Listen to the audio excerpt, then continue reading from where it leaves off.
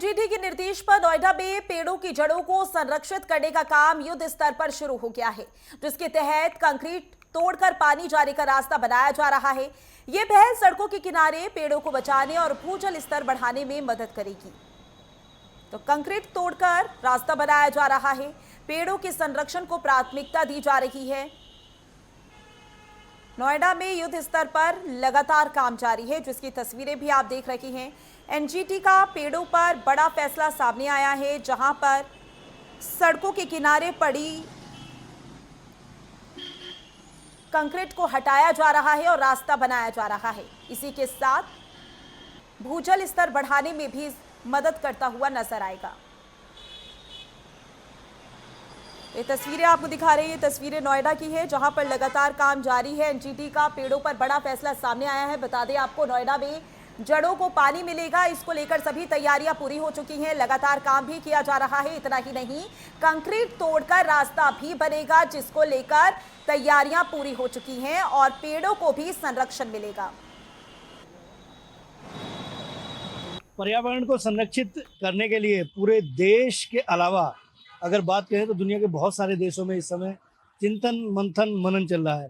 प्रधानमंत्री नरेंद्र मोदी जलवायु परिवर्तन के मसले को लेकर तमाम दुनिया में प्रचार कर रहे हैं, लेकिन विकास के नाम पर किस तरीके से धज्जियां उड़ती हैं, मैं आपको एक जीता जागता उदाहरण दिखाऊंगा। और उसके बाद फिर जब एनजीटी का डंडा चलता है तो क्या होता है। देखिए, मैं इस समय नोएडा में मौजूद हूँ। मैं इस समय नोएडा का अगर इधर बात करें तो ये सेक्टर 51 पड़ता है और ये जो रास्ता है, ये रास्ता हमें सीधा एक्सप्रेस वे की तरफ लेके जाता है। और अगर इसके पीछे बैक साइड में कहता हूँ, स्पेक्ट्रम मॉल एक यहाँ पे है। यहाँ पे बहुत बड़ी आबादी इसी इलाके में बहुत बड़ी गगनचुंबी इमारतों में रहते हैं। बिल्डर्स फ्लोर बने हुए हैं, बिल्डरों के फ्लैट बने हुए हैं। उन फ्लैटों में बहुत आयत में लोग रहते हैं। जब डेवलपमेंट हुआ तो ये फुटपाथ बना। जब इस फुटपाथ को बनाया गया तो ये जो ईंटें थी, ये जो पेड़ थे, इन पेड़ों की जड़ों को भी टाप दिया गया। मतलब इसके चारों तरफ भी जो है वो ये ईंटें लगा दी गई। लेकिन इसको लेकर एनजीटी में एक पीआईएल दाखिल हुई, उस पर सुनवाई हुई और नोएडा के मुख्य कार्यपालक अधिकारी को तलब किया गया।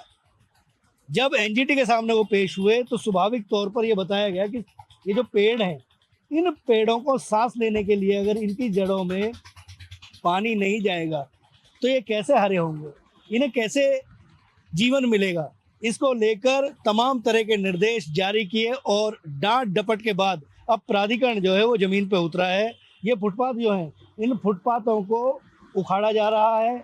उखाड़ने के बाद इनकी चारों तरफ से बाउंड्री कराकर ये 1 बाई 1 मीटर का जो निर्देश दिए गए हैं, वो 1 बाई 1 मीटर ऐसे और 1 मीटर ऐसे चारों तरफ से करके, ताकि इसमें पानी जा सके। और पानी पेड़ की जड़ों के लिए अमृत का काम करता है। उसके बाद ही ये पेड़ हरे रहेंगे। अब ये जो अभियान है, ये अभियान चल रहा है, लेकिन ये अभियान किस तरीके से सार्थक होगा जब तक इसमें सहभागिता नहीं होगी। कितने लोग होंगे जो एनजीटी जाते होंगे, कितने लोग होंगे जो पीआईएल दाखिल करते होंगे। लेकिन अगर आप जागरूक हैं तो स्वाभाविक तौर पर सरकार को अपने फैसलों को बदलना होगा और ऐसे फुटपाथों को तोड़कर उनकी जड़ों को संरक्षित करने के लिए इस तरीके की बाउंड्री वाल बनानी होगी। और इसके अंदर पानी, जल ही जीवन है। पेड़ लगाने के लिए इस समय एक अभियान चला हुआ, मानसून सत्र शुरू हो गया है। उत्तर प्रदेश सरकार ने करोड़ों पेड़ तमाम जनपदों में लगाने हैं, लेकिन कंक्रीट के जो जंगल हैं, इन जंगलों में अगर ये काम चल रहा है तो निश्चित तौर पर इसकी तारीफ होनी चाहिए।